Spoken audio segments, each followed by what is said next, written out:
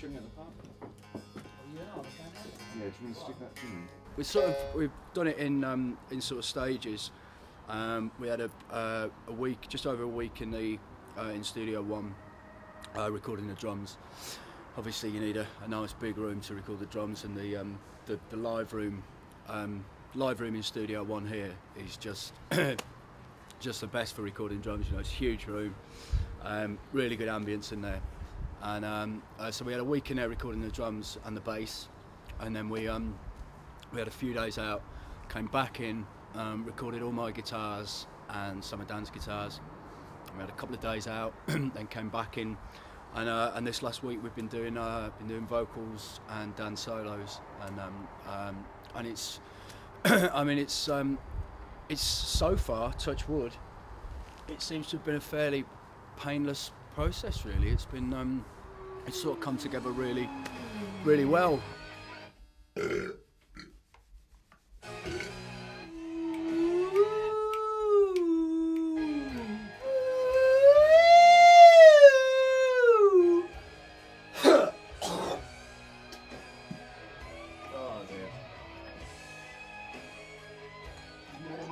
There are 10 songs on the album.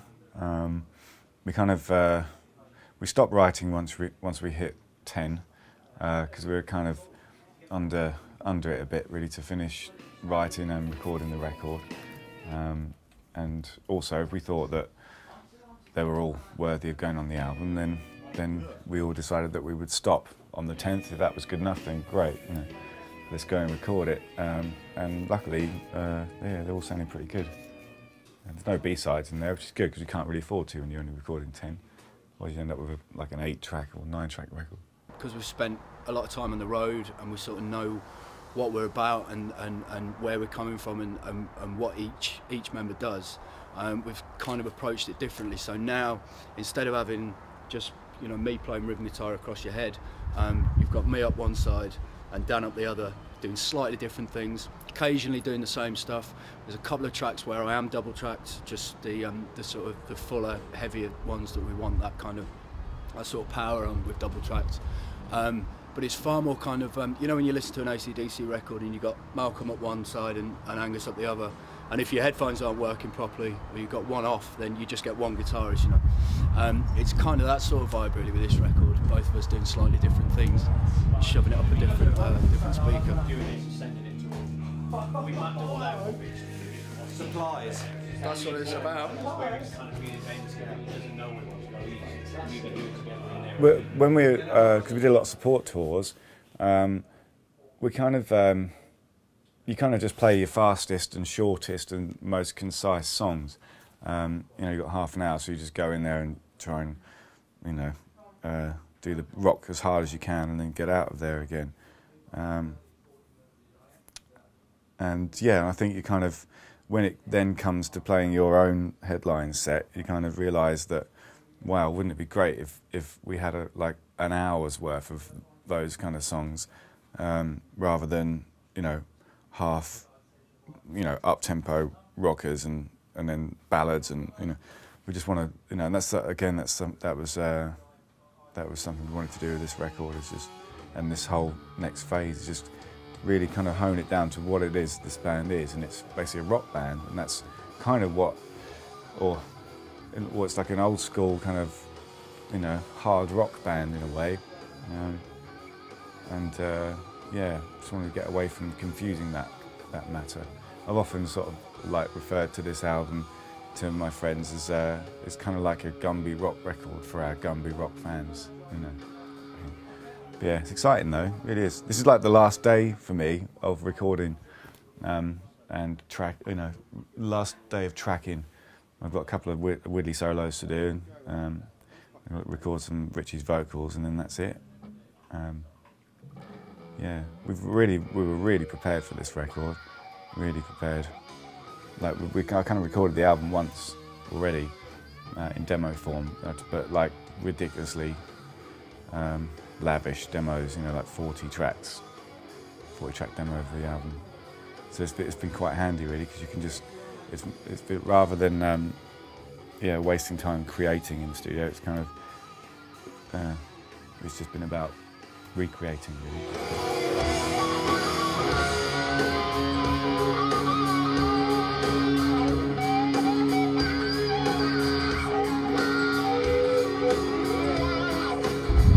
This record has been a lot more about a performance and about a vibe and a feel rather than absolute precision, which the last record was. You know, it was take after take after take after take to get every little part of the each guitar track totally spot on.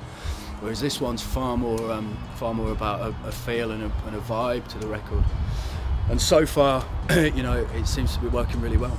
This record is by no means going to sound perfect, but it's certainly got a real vibe about it.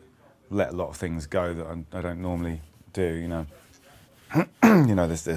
There are whole takes where it's just one take of Robin and Toby playing together, etc. Whereas normally I would be compiling it from lots of different takes. And I think it's worked out for the best, really. It sounds like a really raw, powerful rock record. It's a bit raggedy around the edges, It's got a lot more character, I think, than the first record. Even though I'm immensely proud of it, I think we've really, we've tried to really hone in and keep it kind of, like basically I've kept it down to just 2 guitars and mainly one, just to define our sound as a band. Because I think if there's anything we wanted to achieve on this record and the Stone Gods, full stop, it was basically for you to be able to stick a record on and go, one of our records, and go, yeah, that's them within, like 20 seconds. So I think we've got there, Standing on the edge of the wood,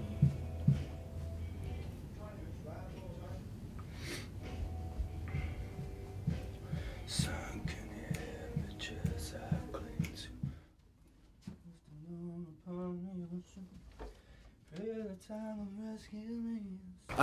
We recorded 10.